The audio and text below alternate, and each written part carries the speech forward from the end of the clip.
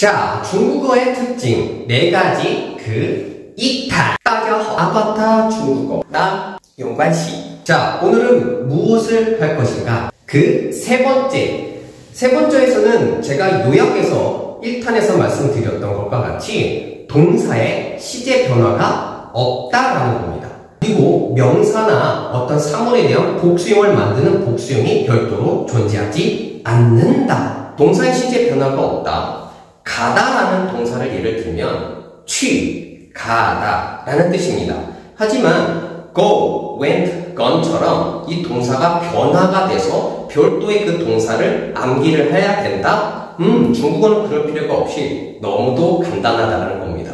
취면 그냥 취야. 그렇다면 어떻게 과거와 현재와 진행과 분사, 미래를 나타낼 것이냐? 그거는 그 동사 뒤에 있는 보어나 어기조사를 통해서 혹은 그 문장 앞에 시점과 시제를 나타낼 수 있는 명사를 붙여 씀으로써 이 동사가 일어난 시점을 대변한다. 어제 다 썼어? 昨天去了. 昨天去.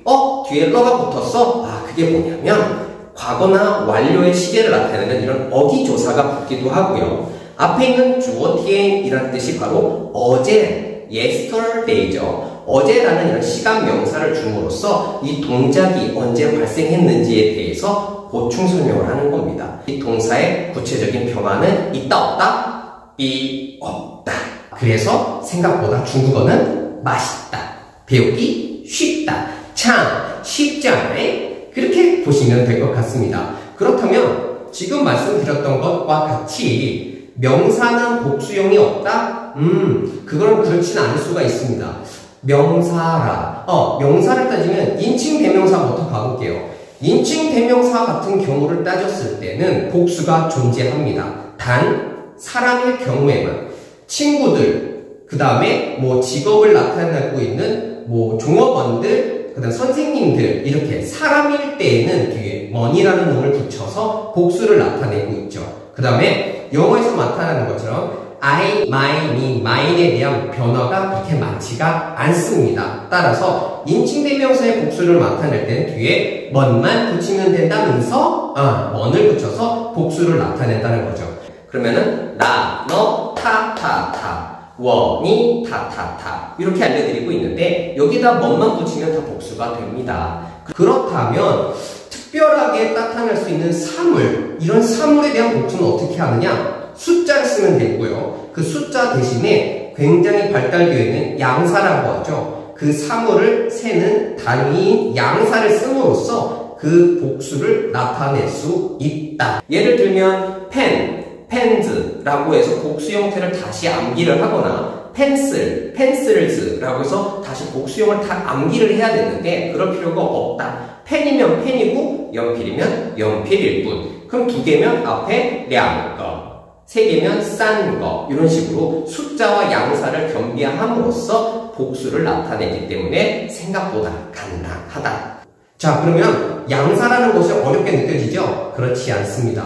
왜냐면 한국에서도 이 양사가 굉장히 발달이 되어 있어요. 양말 2켤레, 자동차 1대, 2대, 이렇게 곰 3마리. 이렇게 곰 3마리라는 표현도 쓰듯이 우리가 마리, 대, 그 다음에 개수를 뜻하는 게 다 양사입니다. 그게 중국어에서도 마찬가지로 존재를 한다는 사실. 분명 중국어는 영어 어순을 기본으로 하고 있어요. 주어, 동사, 목적어.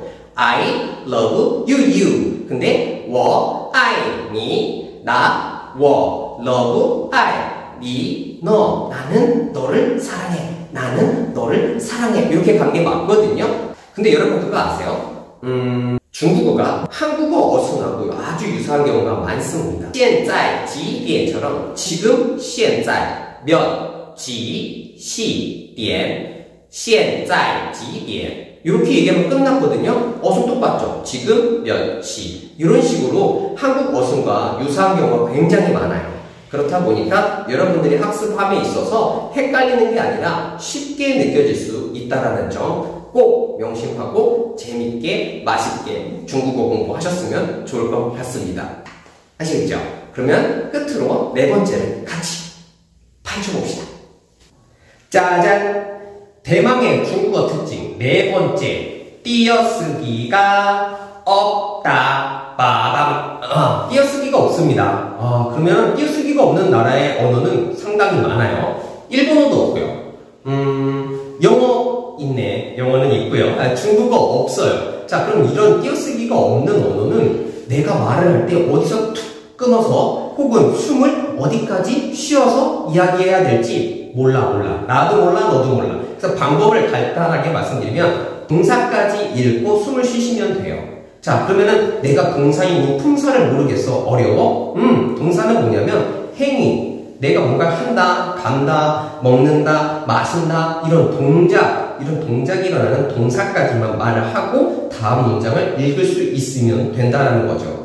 여러분이 생각하셨을 때 뭐랄까 어디가 동사인지 난 모르겠는데요. 품사라는 것을 공부해야 됩니다. 하지만 그 품사라는 것을 공부하려면 어떻게 해야 되냐?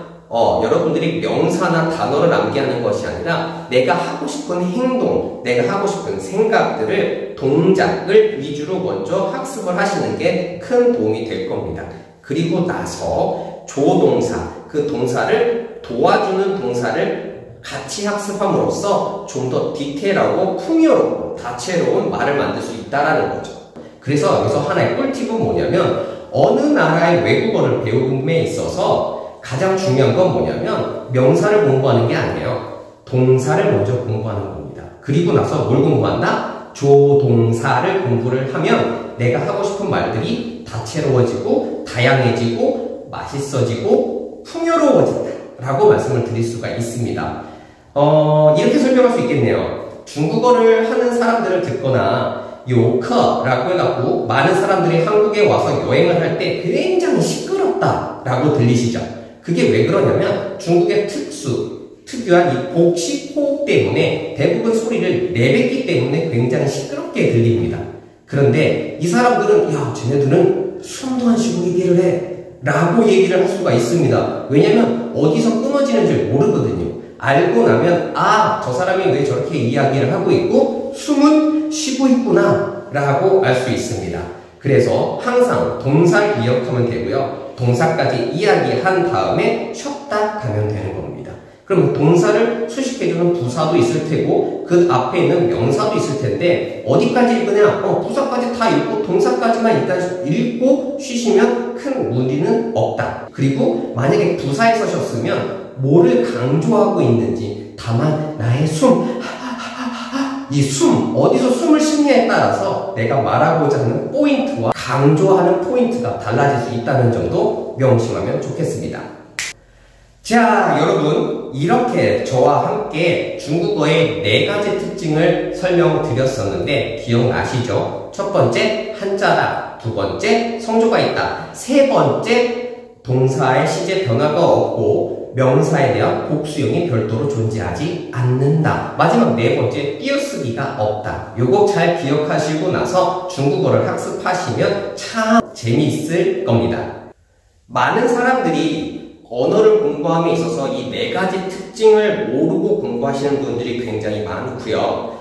머리가 컸다라고 표현을 하겠는데 머리가 컸다라는 것은 뇌가 굳고 내가 성인이 된 게 아니라 나에 대한 편견과 선입견, 고정관념이 좀 더 굳건해졌다라는 겁니다. 생각이 아이들처럼 유연하지 못하다라는 사실이죠. 그것을 빨리 자각을 하고 유연한 사고방식으로 언어를 공부하신다면 중국어를 비롯한 다른 외국어도 굉장히 쉽게 습득하실 수 있을 겁니다. 자, 그러면 다음은 그렇죠. 발음이 어렵고 성조가 어렵다. 자, 용관 씨와 함께 발음의 원리를 하나씩 부셔보겠습니다. 중국어를 발음하는 발음에 대한 원리를 여러분들한테 하나씩 뽀개면서 설명을 드릴 건데요. 이거를 공통으로 공부를 하신다라고 하면 생활 중국어나 비즈니스 중국어를 함에 있어서도 공통적인 공통분모가 되기 때문에 여러분들한테 큰 도움이 될 거라고 믿어 의심치 않습니다. 자, 그러면 우리는 다음 시간에 중국어의 8가지 발음의 원리를 어떤 발음의 원리가 있고 그래서 왜 이 발음이 나고 어떻게 발음을 따라해야 편할 수 있는지 인지하고 그리고 나서 중국어의 길로 같이 뾰로롱 가보도록 하겠습니다. 어떻게 해? 따라와.